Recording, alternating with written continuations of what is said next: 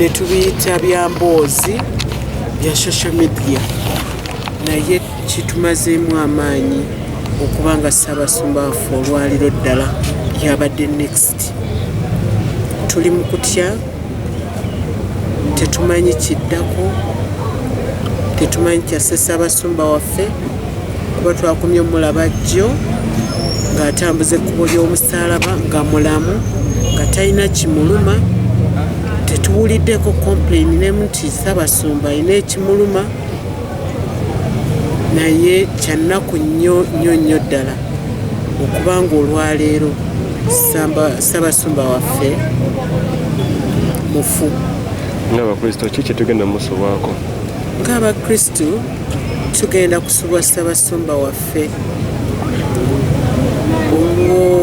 olw'obumu enda ekwata gy'abadde atukwata. Tetugaana omuntu tasobola kubeera mutuukirivu 100%. Manyi abamu abadde abanyiiza, abamu badde bamukwata bubi bo nga bwe baagala, neffe nga Kereziya Ssaabasumba waffe tubadde tumukkiririzaamu era nga tumwenyumirizaamu nnyo era wavudde Mukama yamanyi, wabula tulina okukkiriza nti omusaalaba gwe yeetisse jjo yagutuusiza ku Kalivaliyo, era ensonga lwaki Mukama amututte. Nze nina okukkiriza nga nze nti agenda kuzuukira wamu ne Kristo. Erinnya nze Nakaddu Gladys.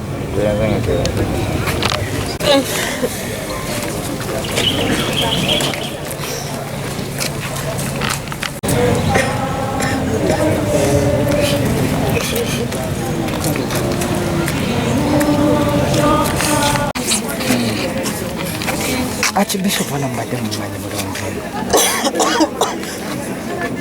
enkolagana ebadde etya? Ssaabasumba waffe yatugatte Namugongo n'atukolera ekijjulo n'atuwa buli mugole yenna keeki naddeyo nga musanyufu. Amawulire g'okufa kwe gakusanzeewa? Badde ku mulimu ne baŋŋamba yabagatta afudde ne mugaleka kulimba. Olumu lwayitako dda naŋŋamba sikulimba Ssaabasumba mwe yabagatta afudde abantu gye bali e Lubaga. Nenva ku mulimu neŋŋenda ewaka ne nteekako BBS ngenda okussaako nga bye byo. Neŋŋamba kannyambale ŋŋende sinza kutagenda. Naye kitalo nnyo ekya Ssaabasumba waffe omugulirizi waffe omukwata mpola ow'eddembe kitalo nnyo. Naye buli munene agenza atuvaako bw'atyo. Olowooza ki ekiyinza okuba nga kyekiviiriddeko okufa kwe? Speech gye yawadde jjo yaleese obuzibu. Erabika yaleese obuzibu kuba yayogedde ate n'akola ne ku ddagala lye baleeta okuba abantu bano simanya ligema COVID. Yaleese obuzibu. Speech eyo yabaddemu ki? Tukonereko ku bitono ebyo ebyabadde mu speech eyo by'ojjukirako.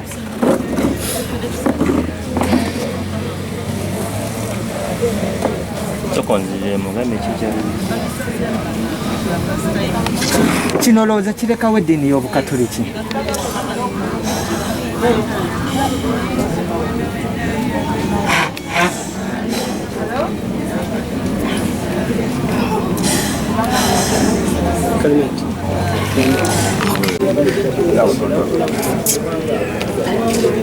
tekyali asobola kuba history ya popopo apart from Luwanga and chacha kandi nosobola left no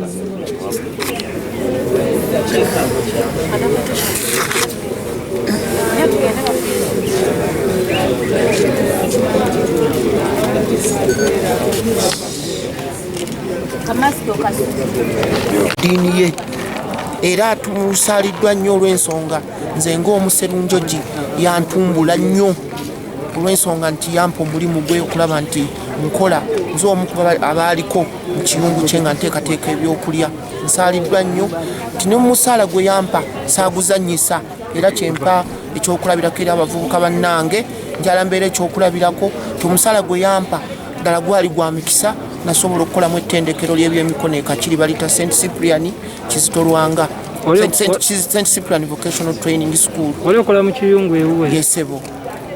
Gana mawulire gakusanze? Gana mawulire gansanze wa Kiso. Naye nga nsaaliddwa nnyo, tusaaliddwa nga Kereziya, tusaaliddwa nnyo nga Abakristu n'abantu bonna kubanga ye muntu abadde nze ebiseera bye nakolera ewuwe yali nga omuntu omwetowaze gye tuli, omuntu ayagala nnyo omuntu yeeyongereko alabe nga yeekulaakulanya. Kale no tumusaaliddwa nnyo n'ensonga nange lwaki nasobola natuuka ku leva eyo lwakuba ye senga teyaliye n'alibadde siri bwendi kati wendi.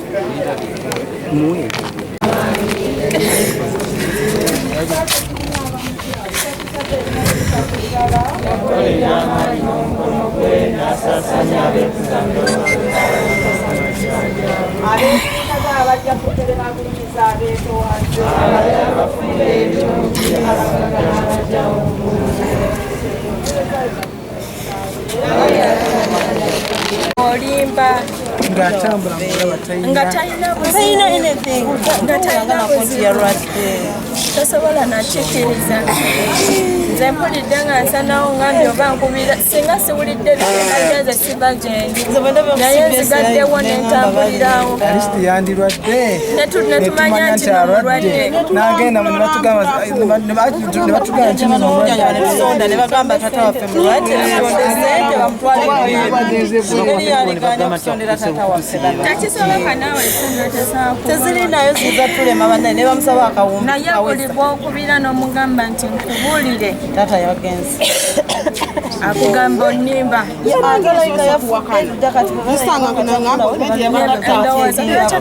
saabasumba nti ye ne mutanaleka kulimba olumu lwayitako dda nangamba saabasumba afudde nenziruka ekantekako BBS okukisako BBS ngambye abaana nze ngenze bino ebintu bizibu kuba kati kizibu kyakugamba nti kino oba kiri omu Easter nyeja Easter era batutamiza Easter buli munene agenda avaawo bintu ebitategeerekeka bishoboka gwa waatyo naye bwe yagenda nayogera ne kagwa bwatyo bwe yagenda ddala yamala kubaako sipiiki gyawa n'alyoka afa kitaffe yatusiibudde mu musalaba kitegeeza abamulabyeko ejjo ababadde naye twabadde naye yabadde asiibula sitani alimba sitani leero atusinzizaamu kale naye mukama atukubye omukulu soka okubagiza eggwanga lyonna eggwanga lyonna ndikubagiza n'okufiirwa Dr. Cyprian Kizito Lwanga kitalo nnyo ddala kibi nnyo. Cyprian Kizito Lwanga mumanyi ng'omusajja abadde omukakkamu, musajja munnaddiini munnange nga nze Sheikh Katende okuva ekibuli. Tufiiriddwa nnyo kubanga tubadde tulina enkulaga, tubadde tukwatagana naye eddaffe ng'ab'ekibuli tubadde tukwatagana nnyo naye n'ekitalo nnyo tukubagiza bannayuganda bonna abali mu Uganda n'abali ebweru w'eggwanga.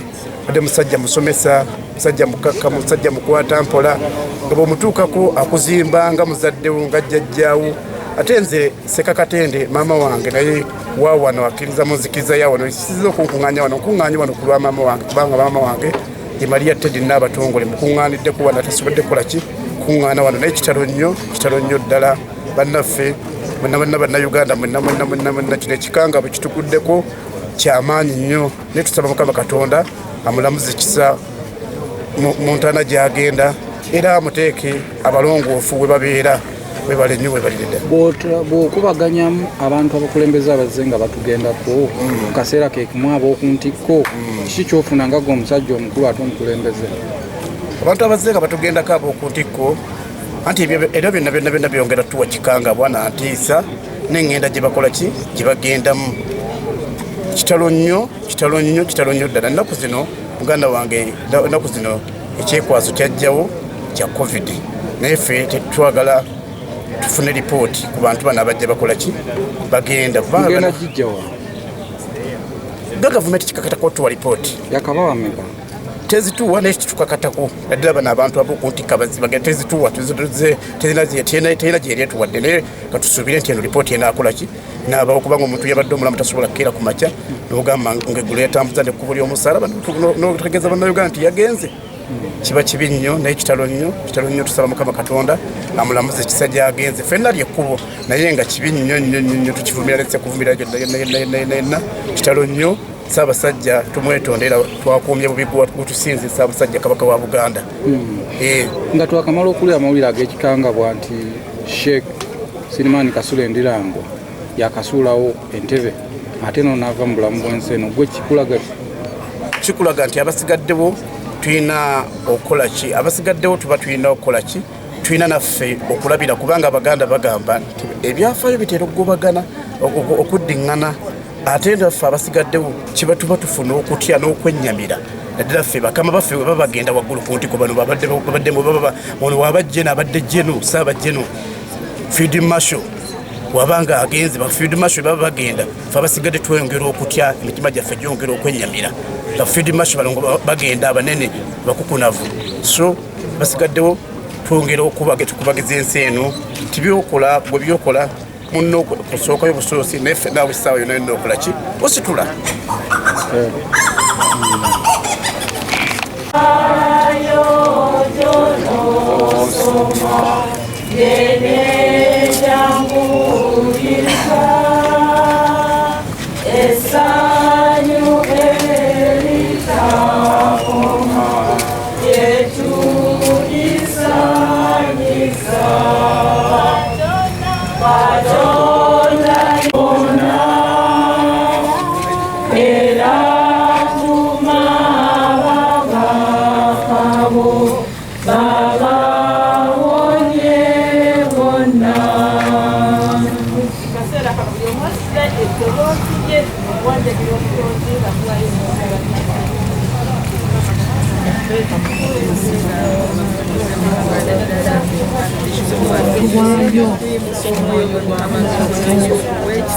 omuzuukize asanga ekisaa kyo ekisaa kyo kisukirire mu bulamu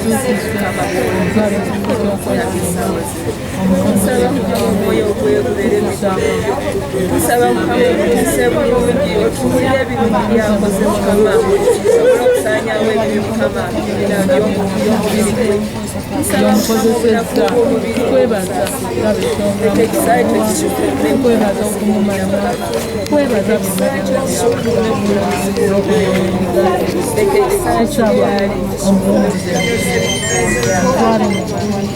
kwebaza omubiri ebintu byakoze kwebaza olw'okutulera obulungi kwebaza okumukuba emyaka gy'okutuwadde Mukama kitaffe kwebaza okutuleera ebigambo byatuwadde ebizimbe ebitulidde ebikerezibwa Mukama tukwebaza era tweyongera okumukuba Mukama olw'endiga zaalese emabega mukwakira ekisukuse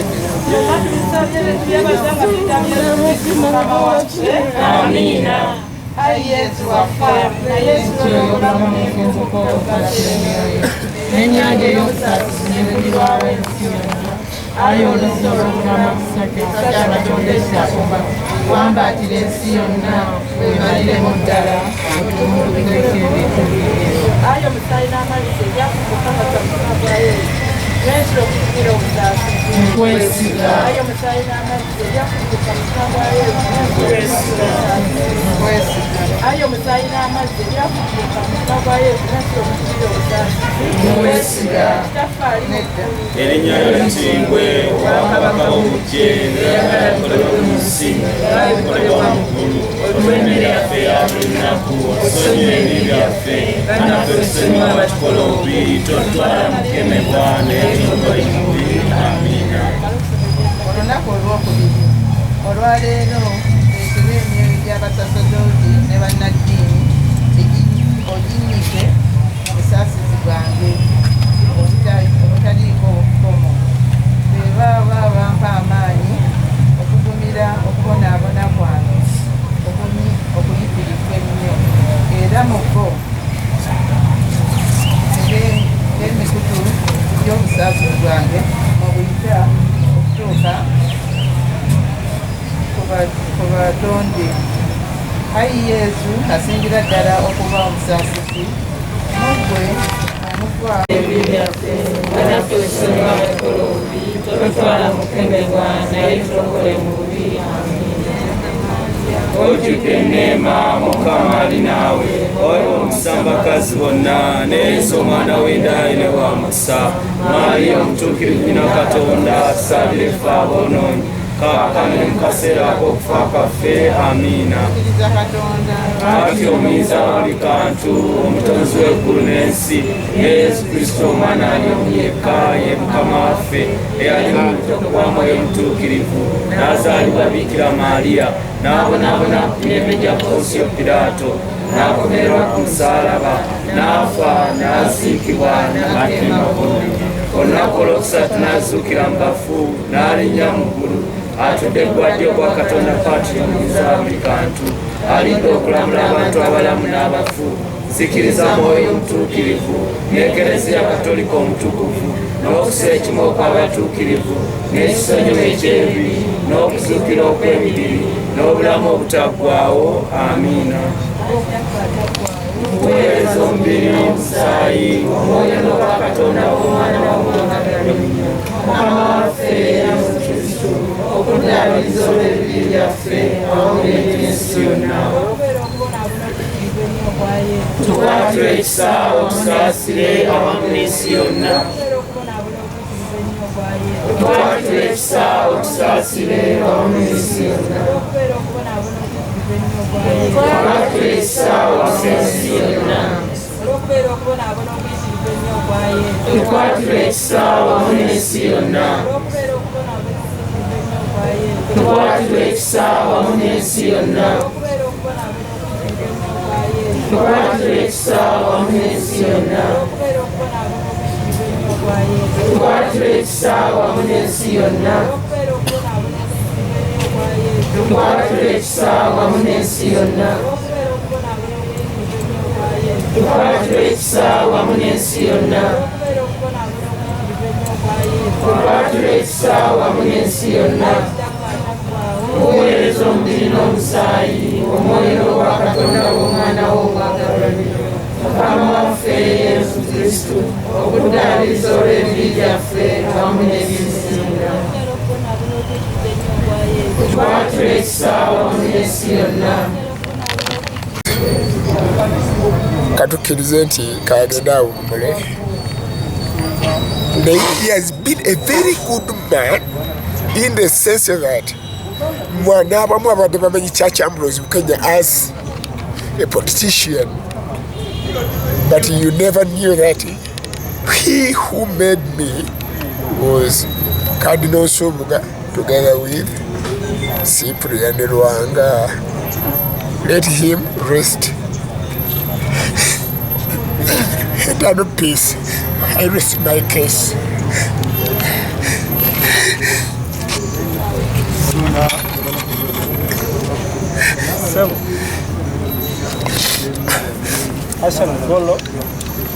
Loss of the bishop is all about that he made me what Church Ambrose Bukenya is all about. Okay? A number of you people, even if you go and Google all about the name Church Ambrose, type in Cyprian Lwanga Kizito. He made me what I am. Okay?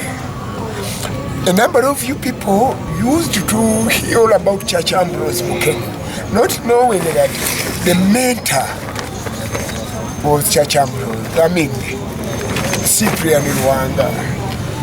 I have lost a person that indeed I can never replace. But Church Ambrose Bukenya, I always say, thank you so much, Cyprian Lwanga, for having made me. Nobody knew. Who is Church Ambrose Bukenya? Oh, of course, you can as well Google the name Church Ambrose. You will get to know who is Church Ambrose. I have been an activist in terms of politics, in terms of human rights activist. But I believe that I have lost a person of which I cannot replace at all. So the deceased used to give you the drive to go out and... of course, he used to tell me, go and write all about the activism. Okulwanirira ki? Activism. Okulwanirira obuntu, I mean, okubeerawo kw'obuntu. Okay? Do you get me right? So I have lost somebody. I don't know whether I will ever replace. As I conclude, let me tell you, it was last Thursday I talked to him. He told me, a church, Oliruddawa, nemugamba amwini mpiji. Nagamba, oh, okay. Please come and we meet at the what? At the what?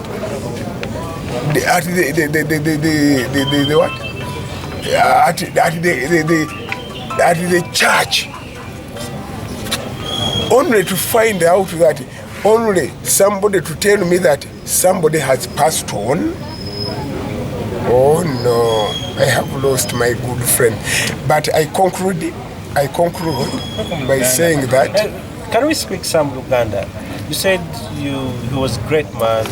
Mwagadenyo. And they say, yampita wano mu 1982. Era nkoze kyenkola. Era when namaliriza okusoma kwange kwonna okwa hotel management, he appointed me as the first manager in charge of hotel management, tour and travel at Popo. I believe that he has been there for me. I believe that he has been there for each and everybody. Therefore, nkakasa nti taata wange mulowoozi nze mufiiriddwa nnyo nga omukatuliki, nga munnayuganda, nga omuntu ayagaliza eggwanga okubeerawo. Ssebo ndowooza ekibuuzo kyo kinzika.